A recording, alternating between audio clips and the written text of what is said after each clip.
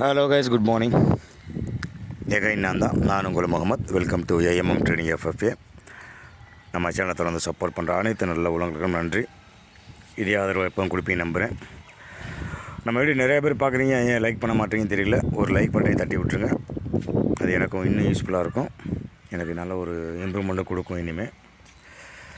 So இன்றைக்கி நம்ம நேற்று என்ன பேசியிருந்தோம்? தேர்ஸ்டே மந்த்லி எக்ஸ்பைரி, இன்னெஸ்டிவ் எக்ஸ்பைரி. ஸோ ஜஸ்ட்டு மேல் நோக்கி போய்ட்டு கீழ் நோக்கி 24,700 வந்து ஸ்ட்ராங் பண்ணுவாங்க அப்படிங்கிறதையும் பேசியிருந்தோம். அதே மாதிரி ஒரு ஸ்ட்ரைக்கும் கொடுத்துருந்தோம் நம்ம டிஸ்கிரிப்ஷன்லே. வாட்ச் 25,000 புட்டு, அதுக்கப்புறம் 24,600 காலு, 600 புட்டு, 600 காலு, 650 புட்டு காலு அப்படிங்கிறதையும் மென்ஷன் பண்ணியிருந்தோம். யார் யார் அதெல்லாம் ஃபாலோ பண்ணி ட்ரேடு பண்ணிங்கன்னு தெரியல. ஒருவேளை அதை ஃபாலோ பண்ணிங்கன்னா கண்டிப்பான முறையில் உங்களுக்கு வெற்றி மட்டும்தான் கிடச்சிருக்கும். எனக்கோ அந்த வகையில் ஃபர்தர் இன்றைக்கி ஃப்ரெஷ் டே என்எஸ்சியை பொறுத்தளவுக்கு. ஸோ பார்க்கலாம், குளோபலை பார்த்துட்டு அதுக்கப்புறம் அப்படியே போயிட்டு பார்த்துட்டு வந்துடலாம். ஓகேவா? First Nasdaq.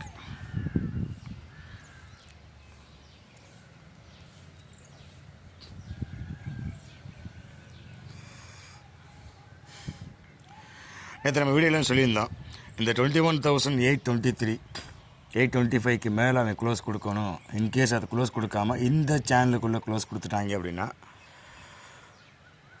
கொஞ்சம் சிரமமான விஷயமாக இருக்கும் அப்படிங்கிறதையும் பதிவு பண்ணியிருந்தோம். ஸோ அதே மாதிரி தான் நேற்று கண்டிப்பாக மேலே போயிட்டு ரிட்டர்ன் பேக் டு பெவிலியன் மாதிரி திருப்பி 21,300 கிட்ட வந்து க்ளோஸ் கொடுத்துருக்காங்க. ஸோ இன்றைக்கி காலைல ஓப்பன் ஆகும் போதும் அதே ரேஞ்சு தான் ஓப்பன் ஆகிருக்கு. ஸோ இதில் பேனிக் ஆக வேண்டிய அவசியம் இல்லை.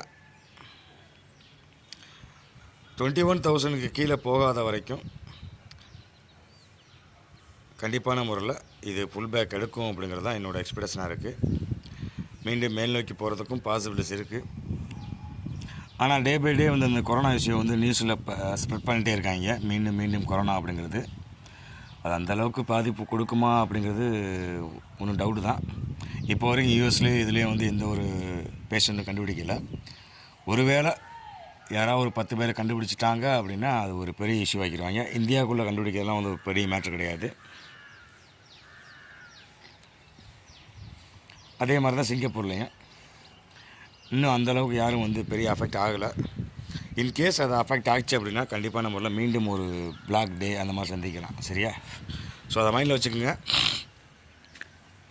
இவனுக்கு வந்து இன்றைக்கி வந்து நியூட்ரல் தான் கொடுக்க போகிறோம். பாசிட்டிவ் பேஸ்லாம் கொடுக்கலாம்னு இருந்தேன். ஏன்னா நான் ஆல்ரெடி ஃபுல் பேக் எடுத்து